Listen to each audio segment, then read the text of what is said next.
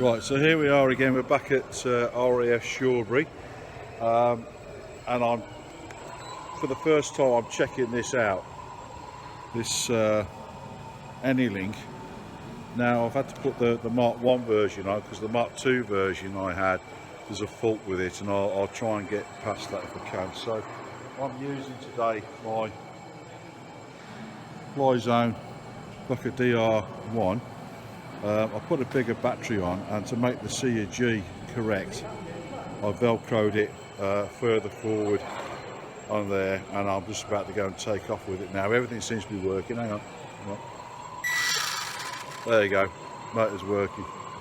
So I'll just cut back now and probably get Henry or somebody to just give us a quick thing on the camera, because I can't camera and fly at the same time. My name is not Cliff Harvey, who has it on his hat and looks like a Dalek. Hi Cliff. Okay, and oh yeah, shout out to his nibs in Lower Armour Barber. Hi, how you doing? And anybody else that's watching that I've not mentioned, because I'm just getting old and decrepit. So watch this space. So before we start, right, Henry again has pulled me out of the mind. He knows how to mix this, so I've now got it how I actually wanted it, to control everything off that one gimbal.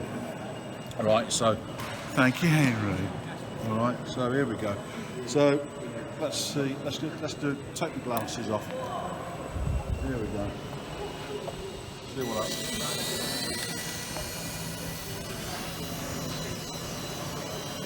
There you go, look at that.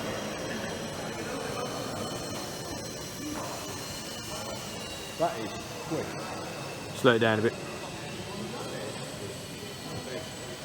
That's about right.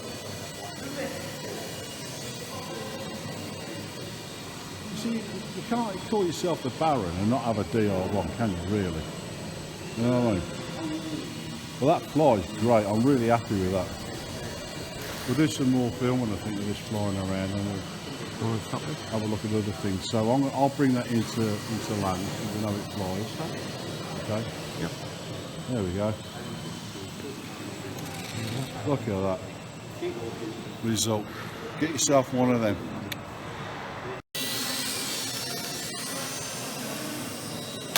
Play. It's jealousy, that's what it is.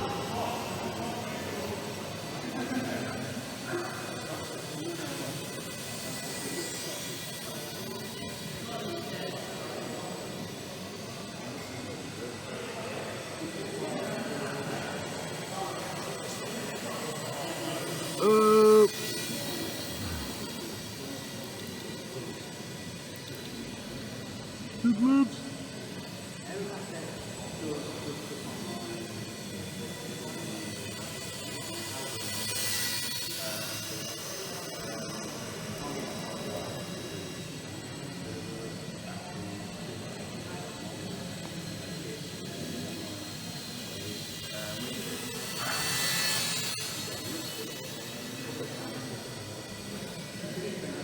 Play.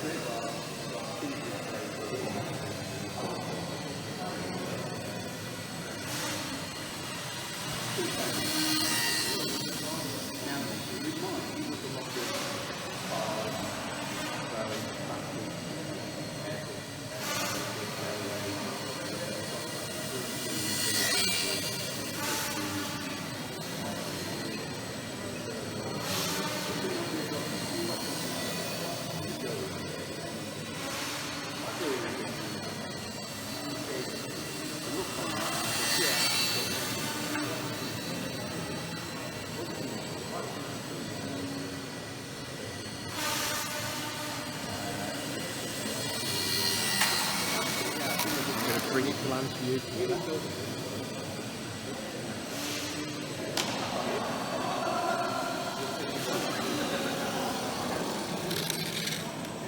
There you go. Yeah, 4D flying. Look at that, that's mental, isn't it?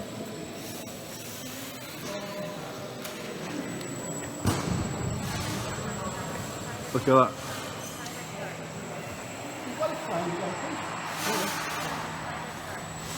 So this guy's got it nose down, reversing the prop, just like that. Yeah? And then using witchcraft, he goes back up again. And apparently this is called 4D flying.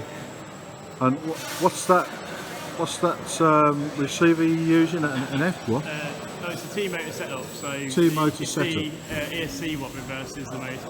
The ESC that reverses the motor, which is an F3P. 4D. F3P 4D. Setup, Yeah. That's brilliant. Look at that.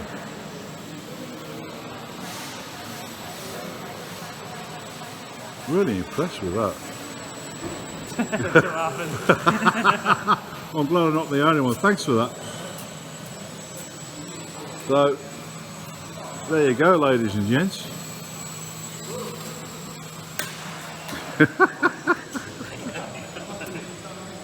And there you go, 4D flying. Well, this is just to complement the indoor flying video. The last time I went to the indoor meet, I took my Fly Zone Fokker DR1 here, which I've had about 15 years or so, and I hadn't picked it up again for so many years, and then I suddenly realised that I couldn't find the transmitter that came with it. Now the only thing is, you can't just bind to a tactic receiver. They seem to have their own protocols for these things, and I did look into protocols and things, and I didn't quite understand what they're going on about. But it's 2.4 gigahertz, and like most radios are, but you can't bind with your normal Spektrum unless you have a different type of transmitter, which was shown by one of the lads in the last video. So the only way to bind with this, because to take this apart to change the receiver is very probably going to destroy the model. You can unglue this using lighter fluid, not the ones the gas ones, the actual ones come with yellow tins of liquid. You can put that onto the glue and it will dissolve it. But you've got to be careful doing these sort of things, and these things are so fragile. You know, you've got to be really, really careful, and I just didn't want to risk it. You know, I've had it too long now, and he's had his bumps and dinks and everything. So, how do I get around it? So, I discovered that you can buy something called the AnyLink 2. I have here the AnyLink 1, and I'll come back to that in just a minute. Now, you can't buy these in the UK, or I don't know of anywhere that sells them in the UK, so I had to buy this from a chap in America. Now, as far as I'm aware, they don't make these anymore, so they're getting on a bit. So I managed to convince this guy. He didn't want to go down to the post office and pay all this money out for the postage, but he just couldn't sell it. So I said, look, I'll have it. I don't mind paying the postage, etc. Can you just send it to me? So I managed to get it. And so this is what turned up. Now, with this Mark II, you have some improvements where you have these little clamps on the back there that fit on the back rail of your radio on the handle, and you can open it up, and inside there is a battery. Now there's the casing for the battery. All right, now that takes a 1S 3.7 volt 450 milliamp 25C. okay, now the guy hadn't looked after the battery, so the battery is unusable. So what I had to do, I had to part the lid rather carefully, take the battery out, and that is the battery there. Okay, and it has a certain special spade connector, the name of which off the top of my head, I don't know rightly what the name of that is. So I tried using, I had on the shelf a 300 milliamp battery, but it just won't, it's not up to it, it won't do it. So I have one on order to replace this one, the original one. Whether it will fit in there, I don't know. But if it will fit in there, then we're all good. And then I can just close that up there, and then you use a lead that comes with it. And for the Spektrum, it's this lead here, and that just pops in there. And then the other one goes into the training ports into the back of your radio for Spektrum. The other leads you get with it to fit for Taba, and one other that I don't know what it fits exactly. So I went to my local model shop to try and find a replacement for that, and he hadn't got one. Got everything else but. So he said, hang on a minute, I might have one in the back. And he walks out with the original Mark I version. And I said to him, if I knew you got this in the first place, I'd have come down and got it. So although it's brand new in the box is 15 years old, so I did a deal with him. So this is the original AnyLink 2.5 gig radio adapter. So I'm going to talk about that because that works. Okay, I can't do the Mark II because I can't get the battery to work, so I'll just have to put all that to one side just for now. Maybe make another video about that one. Okay, so that's over there. Now,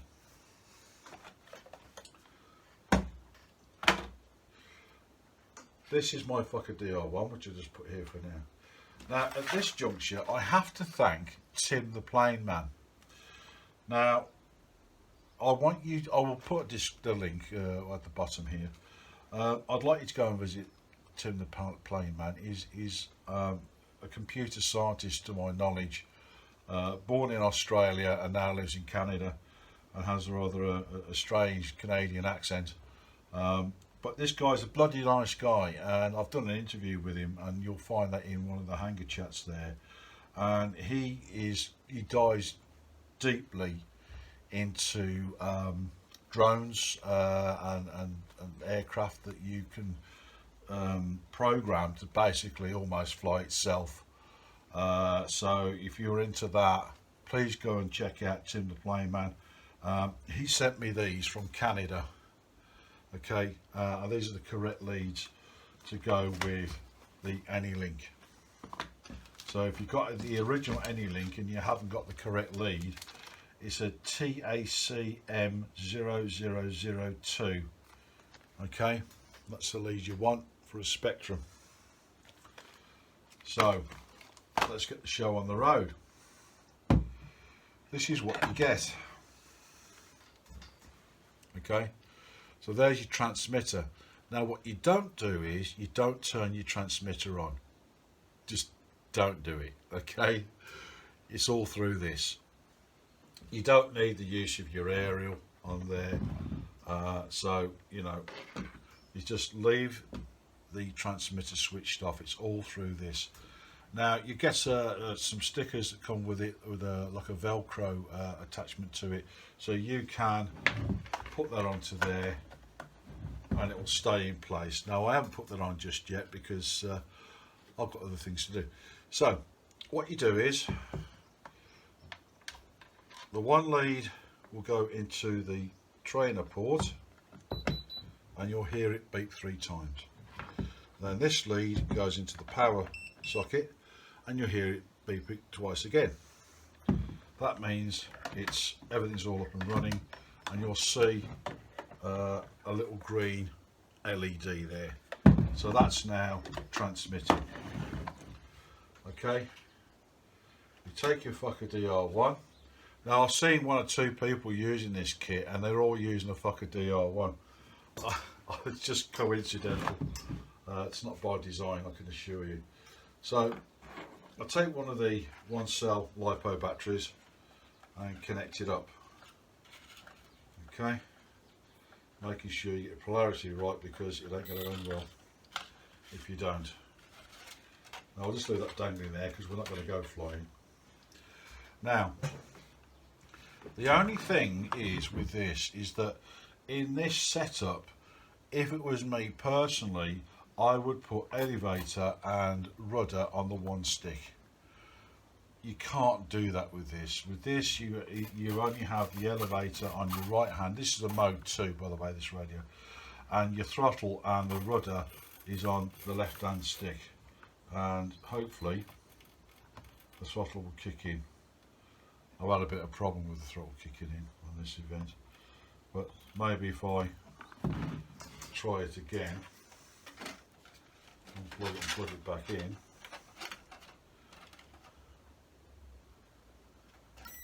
hopefully the prop will kick in. No. Well, you have to unplug it and plug it in a few times to make it work. So on the right hand stick you get your elevator movement, and on the left hand stick you get your rudder movement with your throttle that's just not working right now. Now if you want to change over that setup, what you have to do is pull out the charging lead, put your throttle into the far left hand corner, plug this back in, and it should beep twice. There you go, and it will change that to a different configuration, and that now does your elevator from left to right, and your rudder still works on there. And again, still haven't got the throttle just yet, but that'll come. You just have to keep plugging it in and out. So because I want it to be a different way, I'm going to take that out, put the throttle bottom left hand corner, plug that back in, let it beep. There you go. And when you let it go, it bleeps twice, and then we go back to rudder being where it should be, and the elevator how it should be, and the throttle's still not working. But that's just a case of taking your battery out and putting it in a few times, and it will kick in. So if you have a tactic receiver in one of your aircraft and you can't bind to it, you need to get the tactic adapter. This one's the Mark II, and this, what I've got connected now, is the Mark I. The boxes are slightly different. There's the Mark I, okay, and this will overcome your problem. And of course, if you're quite prepared to take your model apart and change the receiver, be my guest, but I just didn't want to do it with this one. So that's how you do it. Okay, thank you for listening, and please like and subscribe, it's very important. And cheerio.